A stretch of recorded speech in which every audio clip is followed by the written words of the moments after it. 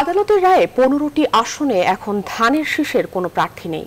ফাঁকা হওয়া এসব আসনের বিষয়ে বিএনপি ও জাতীয় ঐক্যফ্রন্ট এখনো কোনো চূড়ান্ত সিদ্ধান্ত নেয়নি। এদিকে বিকল্প প্রার্থী না থাকায় বিএনপি তথা ঐক্যফ্রন্ট অনেক আসনে নির্বাচনে প্রতিদ্বন্দ্বিতা করতে পারছেন না। তাই যেসব আসনে বিএনপি প্রার্থীদের মনোনয়ন স্থগিত করা হয়েছে সেসব আসনে পুনর্তফসিল অথবা ভোট স্থগিত করার দাবি জানিয়েছেন বিএনপি মহাসচিব মির্জা ফখরুল ইসলাম আলমগীর। মারুফা রহমানের প্রতিবেদন। রিটার্নিং কর্মকর্তা ও নির্বাচন কমিশনের সিদ্ধান্তে বিএনপির যেসব প্রার্থী বৈধ হয়েছে তাদের মধ্যে অন্তত 15টি আসনে বিএনপি জোট প্রার্থীদের মনোনয়ন বাতিল করেছেন আদালত।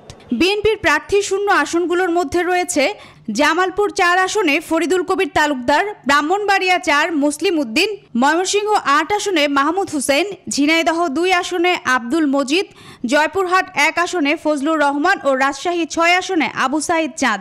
এছাড়া রয়েছেন বগুড়ার 7 আসনে সরকার বাদল, বগুড়া 3 আসনে আব্দুল মুহিত তালুকদার, ঢাকা 20 আসনে তমিজউদ্দিন আহমেদ, সিলেট 2 আসনে ইলিয়াস আলীর স্ত্রী তাহসিনা রুশদীর লুনা, জামালপুর 1 আসনে রশিদুজ্জামান মিল্লাত, বগুড়া 7 আসনে বিএনপির মোর্শেদ মিল্টন, মানিকগঞ্জ 3 আসনে আফরোজা খান রিতা, ময়মনসিংহ 1 আসনে বিএনপির প্রার্থী আলী আসগর, দিনাজপুর সদর আসনে সৈয়দ জাহাঙ্গীর আলম, চাঁদপুর 4 আসনে বিএনপির প্রার্থী এম এ হান্নান।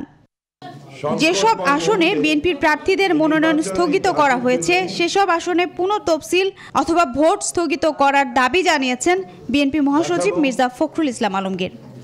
যে আসনগুলোতে আমাদের প্রার্থীতা এইভাবে অবৈধভাবে বেআইনিভাবে শূন্য ঘোষণা করা হচ্ছে অথবা বাতিল করছে সেই আসনগুলোতে আমাদেরকে আবার আমাদের প্রার্থী দেওয়ার সুযোগ দেওয়া হোক অথবা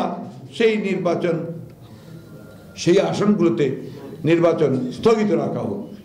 শুক্রবার এই বিষয়ে সংবাদ সম্মেলনে বিএনপি মহাসচিব বলেন, প্রার্থীদের প্রার্থিতার বিরুদ্ধে আবেদন ও তা নিষ্পত্তির জন্য আদালতকে ব্যবহার নির্বাচন বানচালের গভীর ষড়যন্ত্রের অংশ। আমি কি করে বলবো বুঝবো যে হাইকোর্ট থেকে আমি সুবিচার পাচ্ছি, ন্যায় বিচার পাচ্ছি? মারুফা রহমান, নিউজ 24, ঢাকা।